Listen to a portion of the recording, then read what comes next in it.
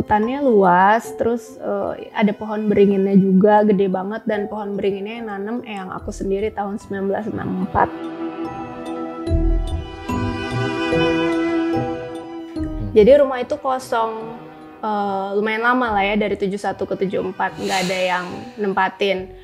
Tapi rumah itu dibangun tahun 30-an, 1930-an. Pembantu kesurupan tuh sering banget, bahkan diceritain tuh katanya bisa melayang lah, kayak tapi melayang sedikit lah, bukan terbang banget tapi kayak gitu. Terus kesurupan dan makan botol beling, dan itu dilihat pembantu sama supir-supir di deretan rumah itu.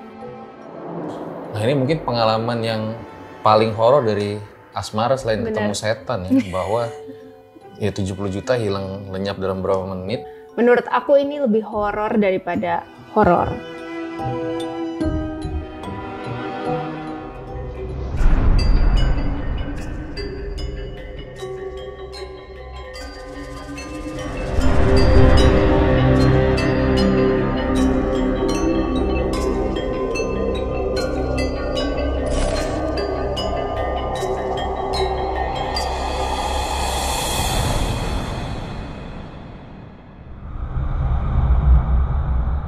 Berbicara tentang rumah, harusnya menjadi salah satu tempat yang paling nyaman. Tempat kita tidur, tempat makan, mandi, ngumpul sama keluarga, lihat anak itu jadi dewasa. Tapi gimana kalau kita tinggal di rumah sarang setan? Nah, hari ini kita akan bahas tentang rumah-rumah terseram yang ada di Indonesia. Dan ternyata narasumber gue gak diduga-duga nih. Dia juga punya pengalaman horor di rumah yang mungkin bisa dibilang old money kali ya, sama anak-anak zaman sekarang nih. Kalian nggak pernah duga lah, ternyata beliau itu punya pengalaman horor di rumahnya. Langsung aja kita sapa. Halo Kak Asmara Abigail. Halo, apa kabar? Kita udah lama nggak ketemu loh. Kayaknya baru kemarin. Baru kemarin ya. Sihir pelakor. Film pelakor ya. Tapi aku penasaran deh Kak, gimana ya? Jadi Asmara Abigail yang memerankan pelakor di film Sihir Pelakor. Ya buat aku challenging banget, karena sampai sekarang tuh dari mulai proses pembentukan karakter, terus kita reading bareng sama Mas Bobby dan ngobrol sama Pak Parwes. Sebenarnya aku kadang-kadang mikir, kenapa sih perempuan tuh pengen jadi pelakor gitu. Jadi mungkin ide seperti itu yang harus aku bentuk untuk karakter backgroundnya Rini. Karena untuk pemahaman aku sendiri, kayaknya tuh nggak masuk di kepala aku, kayak sampai cinta buta. Dan kita lihat sendiri kan, maksudnya memang Rini tuh beneran cinta dengan Pak Edi. Itu sih sebenarnya yang buat aku challenging, kenapa seorang perempuan tuh bisa memilih keputusan hidup yang seperti itu gitu. Tapi ada beban nggak tuh meranin jadi pelakor tuh? Lebih ke takut efeknya ya, karena kan kadang-kadang penonton tuh juga suka ikutan kesel beneran gitu. Rini, nggak habis pikir deh. Lo ya Rini. Lu bukan pelakor, lu pelakor setan. Greget tuh, emosi banget sama pelakornya itu. Cuman so far sampai sekarang masih aman, terus komentarnya juga rata-rata mereka semua bisa bedain kalau ini film dan bukan realita kehidupan aku pribadi. Tapi belum ditimpuk sama netizen ya pas ketemu. Kayaknya ini Star Vision pawangnya kuat. Ini Asmara Abigail guys, wujudnya gini. Enggak lah, tapi ini kan karakternya aja. Karakter dong. Bukan aslinya. Kan kita sebagai aktor semakin banyak challenge itu sebetulnya semakin menarik gitu. Iya. Nah, ternyata Asmara Abigail ini juga punya pengalaman horor nih, dan bisa dibilang ya rumah-rumah old money gitu ya guys. Kita juga nggak pernah mikir mungkin di balik sering main film gitu, film horor, ternyata ada juga pengalaman horornya gitu ya. Kalau dibilang pengalaman aku langsung enggak, karena aku belum lahir, tapi sering banget denger cerita papa mama, eyang kakung, eyang putri, dan mungkin kalau pengalaman horor di lokasi syuting ada juga, tapi nggak pernah kejadian langsung ke aku. Cuman mungkin tumbuh besar, aku sering banget denger cerita tentang situasi-situasi mistis yang terjadi di rumah Tuku Umar zaman dulu gitu. Dan ceritanya menurut aku absurd banget ya. Maksudnya kayak kalau dipikir pakai akal sehat tuh kok bisa kayak gitu, tapi ternyata papaku yang super logic banget. Dia ceritain tuh bener-bener detail dan bener-bener kayak ngegambarin situasi yang bener-bener dia lihat sendiri gitu. Padahal papaku kayak urusan kayak gini tuh nggak terlalu peduli banget ya, cuman dia bisa ceritain detail dan bener-bener inget semua kejadian, ya berarti emang bener-bener dia ngalamin sendiri gitu. Iya, apalagi di jalan itu kan banyak rumah pejabat juga gitu. Boleh diceritain nggak Kak, itu pengalamannya kayak gimana sih?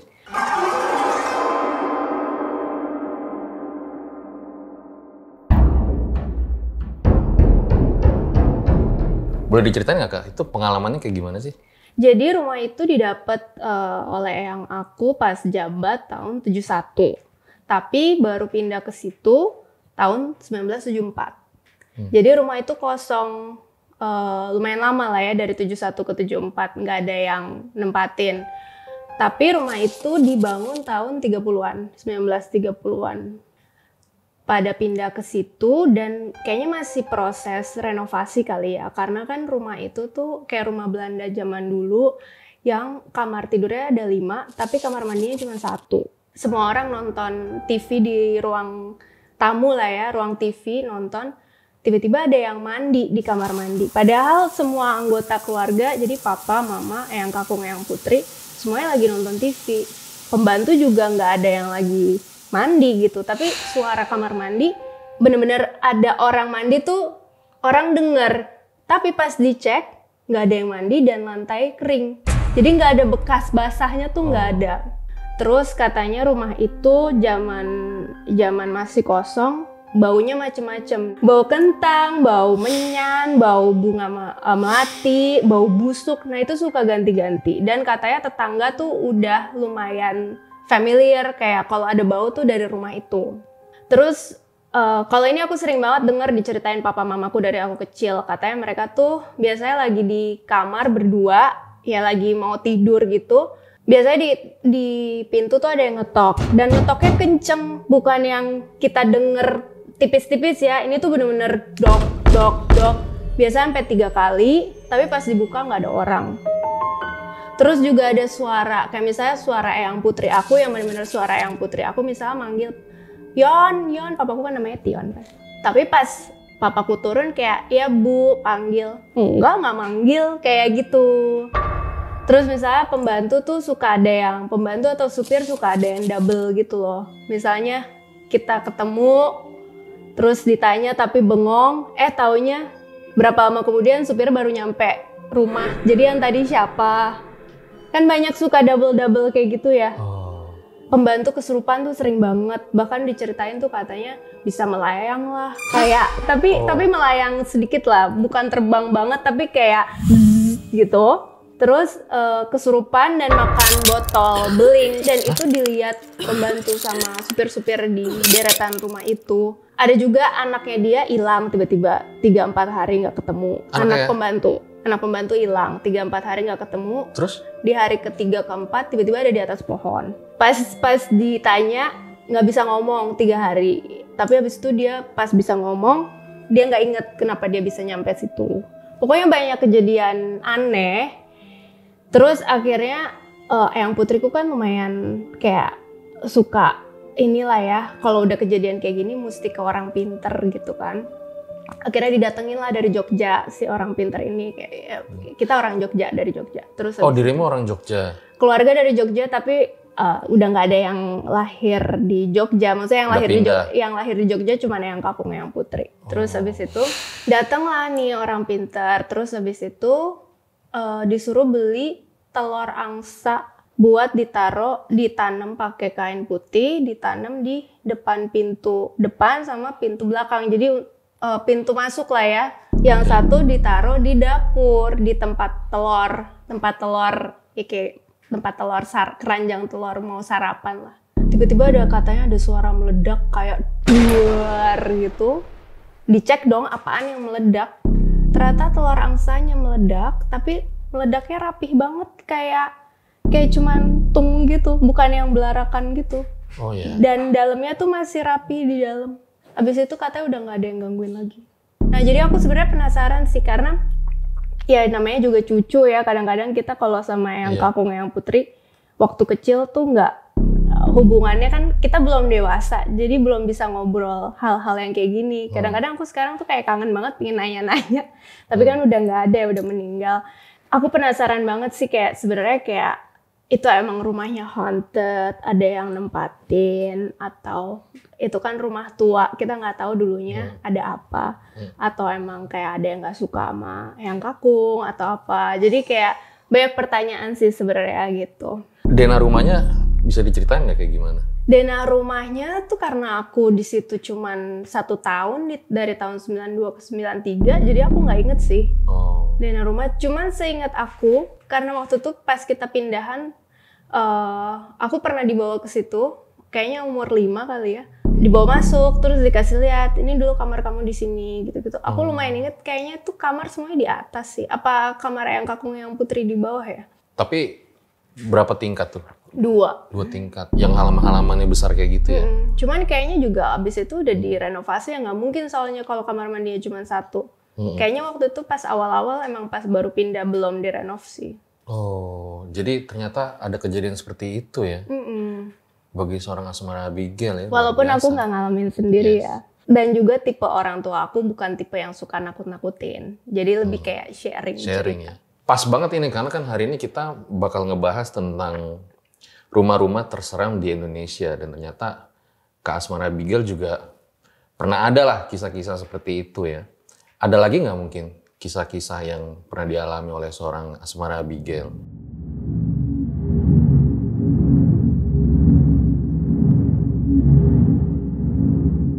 Mungkin di lokasi syuting ya, tapi sekali lagi tuh kejadian nggak pernah langsung ke aku. Aku juga bersyukur lah ya, mungkin apa dimensinya berbeda atau kayak ancestor aku ngelindungin, atau kita kan nggak pernah tahu. Waktu itu kita syuting di Banyuwangi untuk Perempuan Tanah Jahanam, Joko Anwar.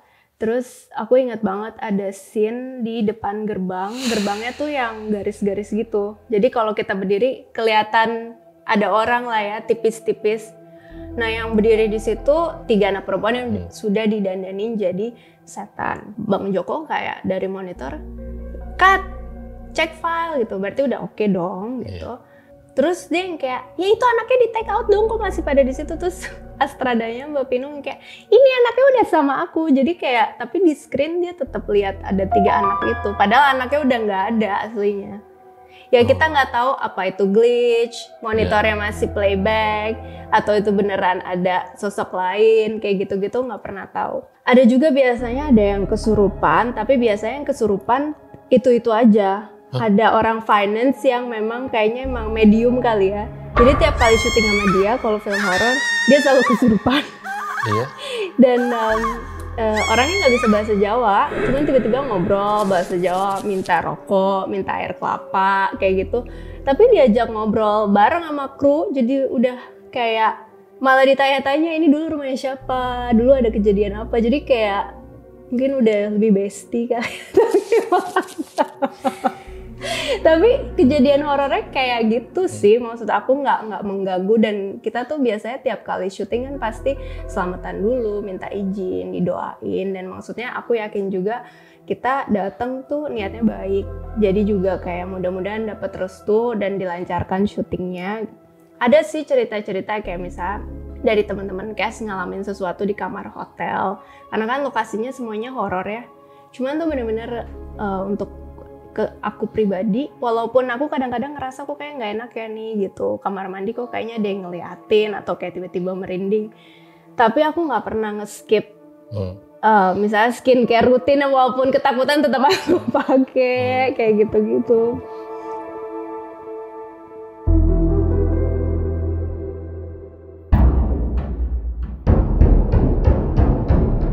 Tapi para Lang sama Erjal Sacet mungkin pada nanya nih, seumur hidup gitu, kisah apa yang paling mengerikan yang pernah dialamin oleh Asmara Abigail? Mengerikan ya? Yes. Horor. Menurut aku ini lebih horor daripada horor. Karena kita benar-benar dirugikan gitu. Dan kejadiannya tuh belum lama sebenarnya. Deket-deket inilah ya kita mulai promo Sihir Pelakor gitu. Jadi aku tuh baru aja jadi korban phishing. Kamu pernah mengalami situasi kayak gini juga nggak? Aku berapa kali pernah sih kayak dikirimin link-link nggak jelas gitu. Nah, aku tuh baru pertama kali ketipu. Biasanya kalau ada yang ngirim link, entah itu di SMS, WhatsApp, atau ada nomor nggak dikenal telepon, atau kita kadang-kadang suka dapat email nggak jelas gitu, biasanya nggak pernah aku klik. Tapi ini bener-bener fisik aku mungkin lagi capek banget, baru selesai satu film dan ongoing satu film lagi, dan lagi mau promo Sihir Pelakor, jadi secara fisik dan mental tuh nggak sharp. Jadilah aku ketipu. Situasinya tuh bener-bener buat aku horor banget. Ini yang bener-bener buat aku sampai nggak bisa tidur, sampai stres gitu. Jadi aku lagi mau syuting di Takengon. Takengon itu kan 6-7 jam dari Banda Aceh atau 8-10 jam dari Medan. Kalau ke sana juga bisa pakai pesawat kecil yang kita cuma bisa bawa cabin 5 kilo. Sementara syuting 1 bulan mesti bawa segala macam dong. Akhirnya aku memutuskan untuk mengirim barang-barang yang aku perlukan untuk syuting, dan aku selalu ngirim biasanya dengan JNT karena outletnya deket rumahku.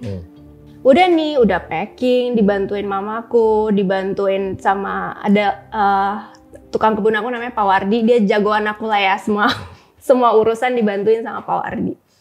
Udah dong, dikirimlah ke outlet JNT, dan packagingnya juga kita bikin dari rumah tuh udah rapi, alamat udah jelas, dan pas nyampe outlet kan di packing lagi, diamanin lagi dengan bubble wrap dan lain-lain, dilapisin plastik lagi, jadi alamatnya semuanya kelihatan jelas, kalau kena air pun nggak luntur, kayak gitu-gitulah standar. Udah dong, syuting dong aku di Aceh, yang berangkat duluan. Menanti si paket ini sampai, karena aku juga kesana bawa barang minimal banget yang cuma 5 kilo itu. Tiba-tiba dapat iMessage. Ini sebenarnya kalau lagi fokus udah aneh. Masa dari company sebesar ini ngirimnya iMessage gitu kan? Dia bilang katanya paket bermasalah. Alamatnya rusak, tulisan alamatnya rusak, tidak terbaca jelas, tentu dengan penulisan yang sangat profesional.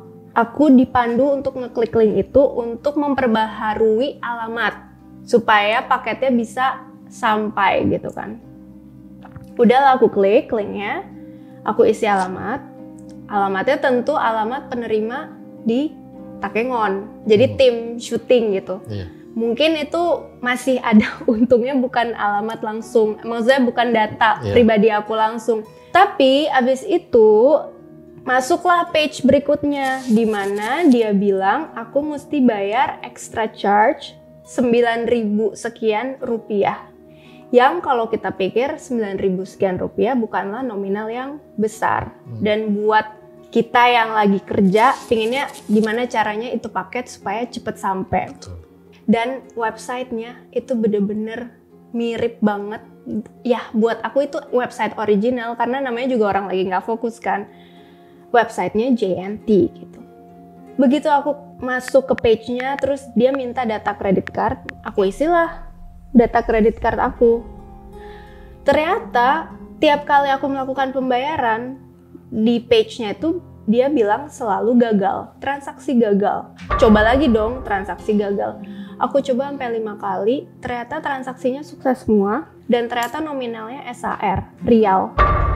Dan kalau di total kerugian nominal yang finansial yang hilang dari akun kredit card aku yang ke-charge itu sekitar 70 juta. Horor kan? Jadi kamu kehilangan 70 juta? Kehilangan 70 juta. Itu rasanya antara gemeter, panik, terus juga pengen nangis.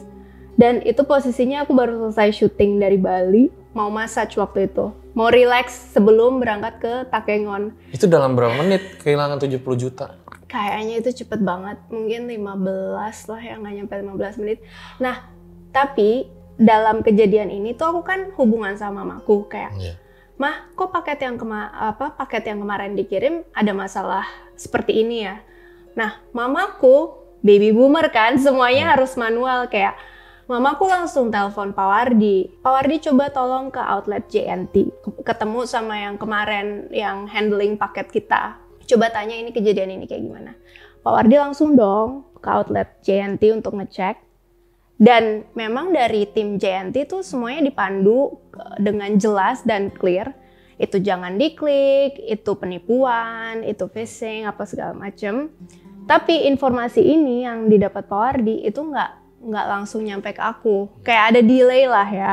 Sementara aku kayaknya udah panik dan udah pingin paketnya cepet-cepet sampai, langsung tak tiktok, hilang 70 juta. Jadi maksudnya aku juga pas di situ baru ngerasain rasanya ketipu.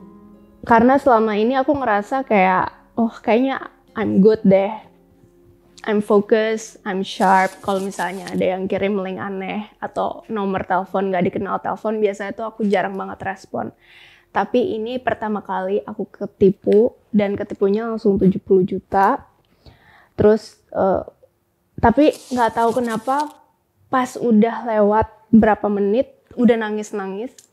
Aku ngabarin beberapa tim aku, terus habis itu mereka support aku, jadi kayak gimana caranya nanggulanginnya, dan at least aku jadi nggak terlalu panik gitu. Akhirnya kita hubungin official timnya dari JNT, terus habis itu kita pengen tahu dong kronologinya apa. Akhirnya kita set up meeting, terus habis itu tim semua lengkap, aku dikasih lihat kronologi dari paketnya nyampe, itu CCTV semuanya jelas, terus dijelasin dari titik 1, titik 2, titik 3 sampai paketnya beneran nyampe di Takengon, karena sebenarnya paketnya lagi jalan aja jadi nggak ada paketnya tuh nyangkut atau alamat tidak terbaca, itu kebohongan gitu. Dan aneh sekali karena iMessage yang aku terima itu juga nomor Filipina, yang mestinya dari awal aku udah curiga.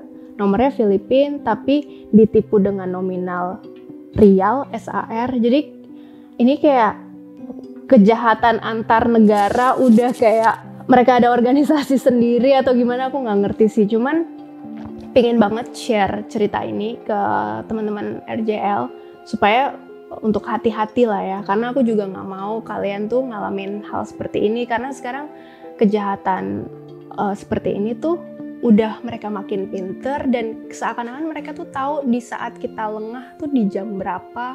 Jadi bener-bener aku pingin banget share cerita ini karena menurut aku ini lebih horor dari horor. Bahkan kamu sampai stres banget ya? Aku stres banget. Bahkan sempet kayak meeting pertama sama tim JNT itu aku masih nangis karena aku pikir aku udah nggak terlalu kesel dan aku pikir aku udah ikhlas, tapi ternyata begitu cerita lagi masih kesel. Lebih ini juga sih, kayaknya sebagai manusia kadang-kadang kita nyalahin diri sendiri kan. Ya wajar lah ya, maksudnya kita kan kerja keras gitu, terus tahu-tahu lenyap segitu dalam berapa menit gitu. Syuting horor kan capek ya, tiba-tiba hilang. Tapi kalau menurut Asmara gitu ya, kenapa sih orang bisa kejebak sama hal kayak gini gitu? Menurut aku kalau melihat dari pengalaman pribadi ya, ini kan baru banget kejadian. Pertama itu nggak fokus. Jadi benar-benar menurut aku kalau kita lagi nggak fokus, mendingan jangan apapun itu yang dikirim ke kita jangan diklik. Jadi kita harus cek dulu, semuanya dicek. Jadi kayak sebenarnya yang dilakukan mamaku tuh udah bener. Kayak telepon Pak Wardi, datengin outlet JNT yang official, terus tanya langsung. Ya atau kalau nggak didatengin langsung, telepon atau customer service-nya kan banyak banget channel yang bisa dihubungin gitu. Habis cek, curiga dulu.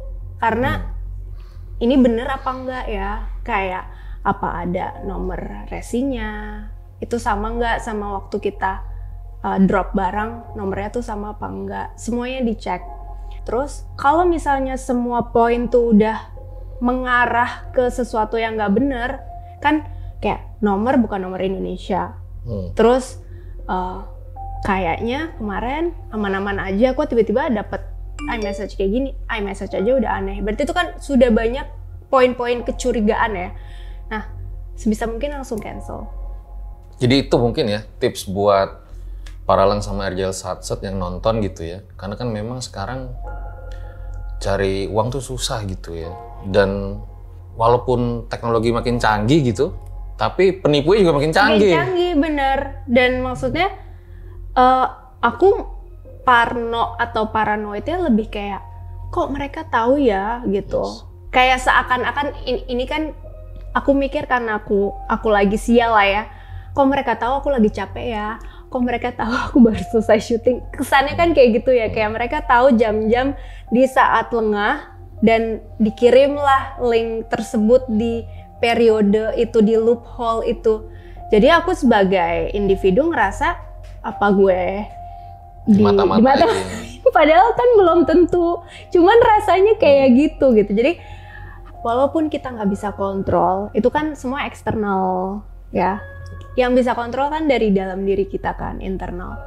Jadi kita harus makin aware, dan ini juga salah satu pelajaran yang sangat berharga buat aku tahun ini gitu. Makanya dengan situasi ini, aku bareng JNT pingin share cerita ini ke teman-teman semua, apalagi kan penonton RJL 5 banyak banget, jadi pingin share supaya teman-teman nggak jadi korban phishing gitu. Ya, jadi makasih banget nih. Tapi teman-teman bisa belajar lah dari pengalaman ini ya, bahwa dengan kejadian ini Kak Asmara akhirnya mengedukasi bersama JNT tentang 3C ya. Yang pertama itu cek dulu. Jadi kalau kita dikirimin link-link yang gak jelas gitu dari siapa gitu, kita cek dulu nih informasinya dari siapa sih nih sebenarnya gitu. Nah, habis cek, kita jangan buru-buru percaya, harus curiga dulu gitu loh. Kalau misalnya memang nggak jelas nih informasi yang kita dapatkan dari siapa, langsung di cancel gitu. Jadi jangan kita buka gitu, udah mending nggak usah dibuka lah gitu ya. Dan kadang-kadang kalau aku yang udah jadi parno dan paranoid dengan situasi ini, kadang-kadang kalau misalnya kita udah keburu klik kan dia loading tuh, apa data kita keambil atau apa, makanya langsung buru-buru cancel gitu. Kalau misalnya semuanya tuh udah nggak bener gitu. Dan aku sih lebih ke legowo, gimana caranya supaya begitu kita kehilangan sesuatu itu kan kayak jadi ada space untuk diisi dengan berkah yang lebih ya. Aku sih mikirnya kayak gitu. Begitu aku kehilangan di hari itu 70 juta, aku langsung donasi dong. Kayak wow, luar biasa. ke ini, jadi di Bali ada tempat rehabilitasi kuda-kuda yang trauma, luka dari kuda andong, dokar kayak gitu-gitu. Nah, di rehabilitasi di tempat ini. Nah, biasanya aku kalau ada apa-apa donasinya ke situ. Jadi aku langsung begitu ketipu, aku langsung hubungin tempat ini. Luar biasa. Jadi dari pengalaman Asmara ini kita bisa belajar gitu ya, lebih aware. Dan untungnya Kak Asmara ini mau berbagi gitu ya. Dan juga edukasi dari JNT tentang 3C tadi ya. Cek dulu nih link-link misalnya yang dikirimin ke kita itu sumber informasinya dari mana. Terus setelahnya kita jangan langsung percaya. Curiga nih yang C kedua, kita curiga dulu.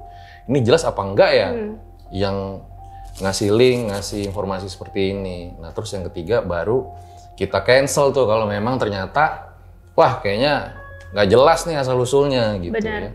Oke, nah mungkin kita lanjut lagi kali ya ke cerita horor rumah-rumah terseram yang ada di Indonesia. Coba, menurut kamu udah research berarti? Mungkin ada beberapa rumah yang terseram yang akan kita bahas segera bersama Asmara Abigail. Jadi aku mau share ada 3 rumah terseram di Indonesia. Versi aku, tentunya versi aku setelah ngobrol-ngobrol bersama RJL 5. Nah, kita mulai dari nomor 3, yaitu rumah terseram nomor 3, rumah Conjuring Cianjur.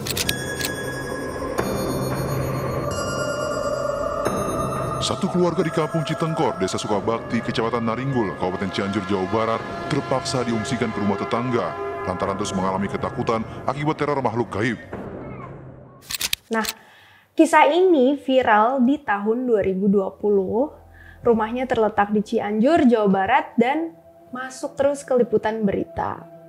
Jadi, kisah ini dialami satu keluarga yang disebut kerap mengalami kejadian aneh. Misalnya lagi makan, terus habis itu barang-barang berjatuhan, terus makanan berterbangan hingga mengenai kepala. Jadi sudah melukai penghuni rumah. Karena kejadian ini semakin parah, sehingga penghuni rumah itu harus diungsikan. Mereka akhirnya menginap di rumah tetangga untuk menghindari kejadian-kejadian yang lebih lanjut karena mungkin akan semakin parah.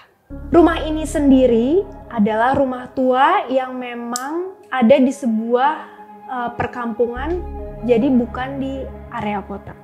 Ini udah pernah diangkat apa belum ceritanya di RJ5? Dalam waktu dekat mau kita angkat nih gitu. Oke. Kemungkinan aku akan kesana sih, karena memang ini kan viral banget waktu itu ya. Jadi sampai banyak banget pihak itu yang akhirnya kesana gitu. Karena pas aku dengerin juga, makanya kan kita namain rumah conjuring gitu ya. Karena kayak kalau biasanya kan poltergeist gitu mungkin ini gerak gitu ya. Ya kan? Ini kata si penghuninya, mejanya terbang. Kayak dilempar ke arah dia gitu loh. Bener-bener conjuring dong. Makanya waktu itu kita namain rumah conjuring karena kayak, hah? Mejanya terbang. Nah sampai akhirnya karena memang mungkin sudah berumur penghuninya ya gitu. Si penghuninya itu diungsikanlah ke rumah tetangganya gitu. Kita udah lama banget sih sebenarnya pengen ngangkat yang ini gitu. Cuman karena kemarin lagi padat sir pelakor kan. Iya. Dan ini juga ada di Cianjur, mungkin setelah ini sih setelah kita ini akan ke Cianjur ya. Karena memang setauku ya, nggak tahu aku salah apa enggak, penghuninya itu memang sudah cukup berumur. Gitu. Dan ya mungkin di rumahnya nggak ada CCTV ya. Kalau ada CCTV kan pasti udah banyak banget tuh kerekam hal-hal seperti hal-hal itu yang ya. aneh. Oke, kita lanjut aja kali ke nomor 2.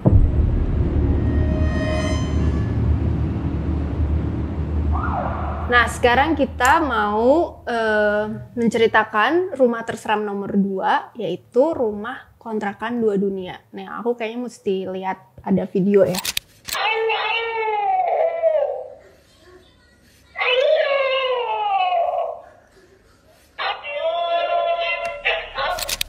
Gimana tuh ceritanya, Kang?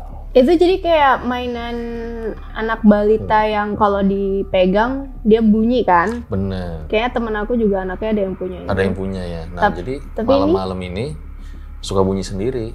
Terus suaranya menurut ibunya itu seperti manggil-manggil nama anaknya. Karena mereka kayak kopi suara yang kita hasilkan nggak sih?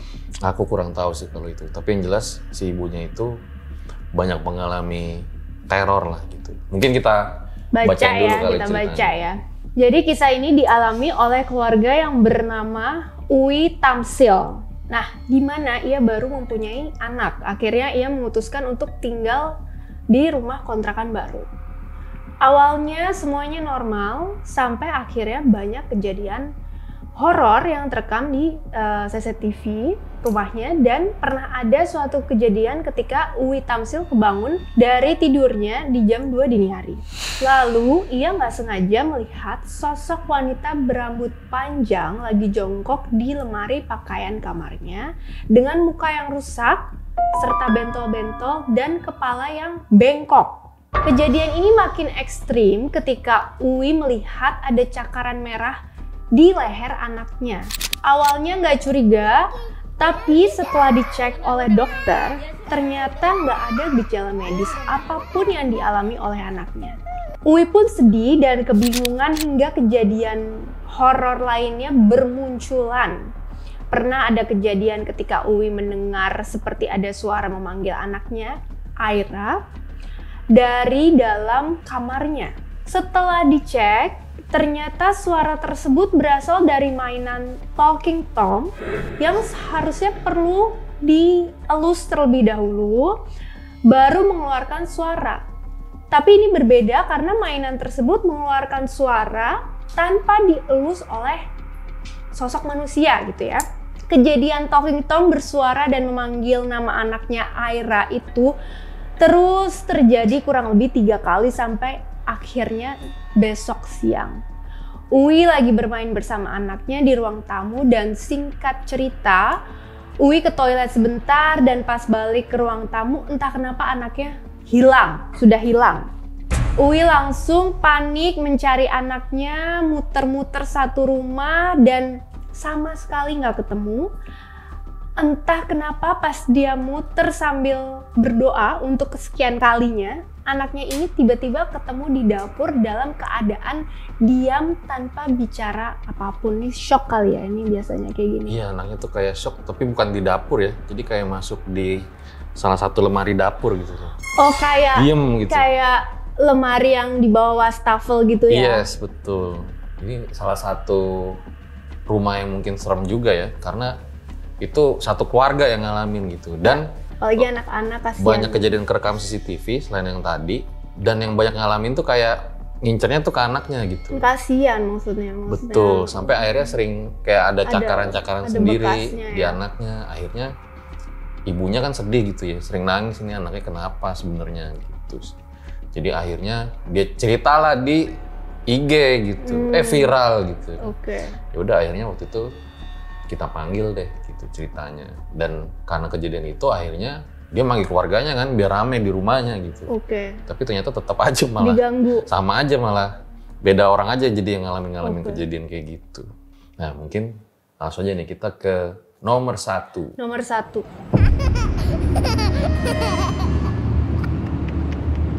Rumah terseram nomor 1, minggat dari rumah Sultan. Oke, kita tonton dulu videonya nih guys. Kayak gitu lah. Eden ngapain di sini sendiri? Gak ada, jangan kayak gitu. Gak ada, mau Gak ada kayak gitu. Gak ada, ono gak mau kayak gitu. Jadi kejadian ini dialami oleh keluarga Sheryl saat pindah ke rumah besar di Jakarta Barat sekitar tahun 1999. Siapa sih yang nggak mau tinggal di rumah Sultan gitu kan? Ada kolam renangnya, bioskop mini, mungkin rumahnya juga besar. Tapi malah mengalami banyak kejadian di luar Nurul. Waktu itu Sheryl nih di masa sekarang sering live di sosial medianya. Tapi banyak dari netizen bilang kalau ada anak kecil tiap kali Sheryl lagi live. Padahal saat itu tidak ada anak kecil sama sekali. Ternyata kejadian ini bermula ketika sebelumnya Sheryl punya supir sekitar tahun 2014. Biasanya supir ini selalu mengantar jemput ibunya ke tempat gym. Sampai akhir ya di suatu momen supir itu pulang dulu karena rumahnya itu berdekatan di antara tempat gym dan rumah sang supir. Singkat cerita, ibunya Sheryl ini sudah selesai gym dan minta tolong untuk dijemput. Entah mungkin karena buru-buru atau bagaimana, sang supir ini malah menabrak anaknya sendiri yang kebetulan lagi main di belakang mobil yang lagi diparkir. Di sini sang supir panik dan membawa anaknya ke rumah sakit, tapi pas dicek oleh dokter ternyata anaknya sudah meninggal. Setelah keluarga Sheryl tahu tentang kejadian ini, akhirnya sang supir dikasih waktu untuk istirahat karena terlihat sering bengong dan melamun, tentu berkabung. Bahkan setelah masa waktu istirahat selesai dan mulai aktif bekerja kembali, ada satu momen di mana Sheryl itu mengalami kecelakaan bersama supirnya karena menabrak gapura perumahan hingga Sherylnya juga berdarah-darah. Setelah kejadian itu, kejanggalan mulai banyak terjadi lagi di rumah Sheryl. Jadi setiap tamu yang mampir ke rumah selalu melihat ada sosok anak kecil dengan kepala gepeng. Lalu ada video terekam keponakan Sheryl lagi main congklak padahal mainnya sendirian. Tapi pas ditanya sama Sheryl, malah si ponakannya ini mengaku lagi bermain dengan temannya bernama Ujang. Kejadian makin mencekam ketika ibunya Sheryl mulai mengoleksi benda antik. Jadi ada salah satu bagian rumahnya yang menggunakan pintu dengan aksen Jawa. Lalu setiap malam katanya selalu mimpi bertemu dengan pria bersorban dan bercerita tentang perang di zaman Belanda.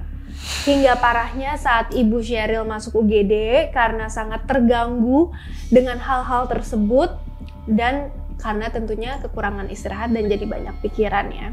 Nah, Fajar Aditya RJL 5 tentunya dirimu ini katanya mau datang ke sana ya, ternyata untuk mengungkap semua fenomena yang terjadi di sana dan dikumpulkan menjadi satu cerita, yaitu kisah horor di Rumah Sultan Jakarta Barat.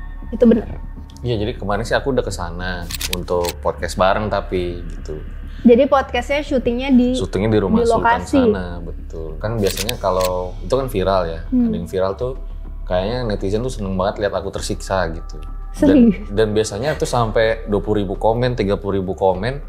Aku suruh nginep sendirian biasanya di tempat yang ada rekaman-rekaman atau yang dianggap horor lah gitu. Kamu kayak bawa sleeping bag gitu atau gimana? Biasanya kan ada kasurnya ya kan, rumah gitu atau kontrakan gitu. Oh, oke. Jadi aku udah nanti mungkin kita aktivitas dulu ngapain gitu. Malam-malam sendirian kan kadang bete juga ya.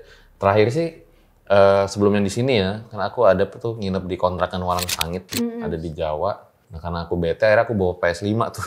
Jadi kamu main sendiri. PS di rumah horor. Iya, terus aku keliling-keliling kemana gitu. Kayak gitu sih. Nah ini banyak nih akhirnya yang nantangin nih gitu. Karena banyak banget kejadian terekam CCTV itu tadi mungkin salah satu aja.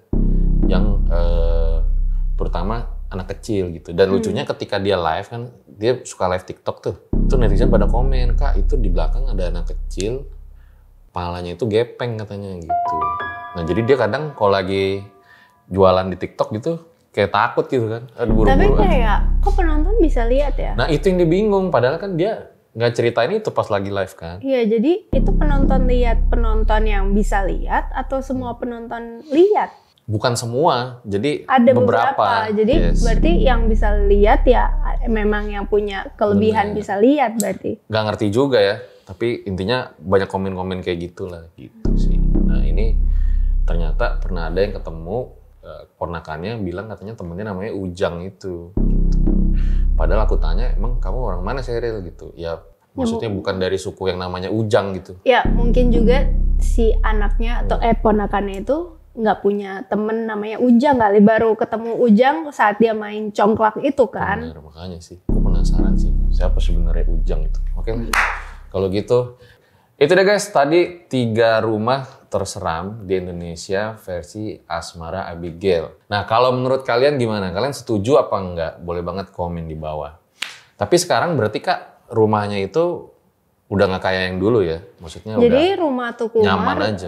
Rumah Tukumar tuh kan kita pindah 93, habis itu udah bukan kita lagi yang tempatin, udah dijual.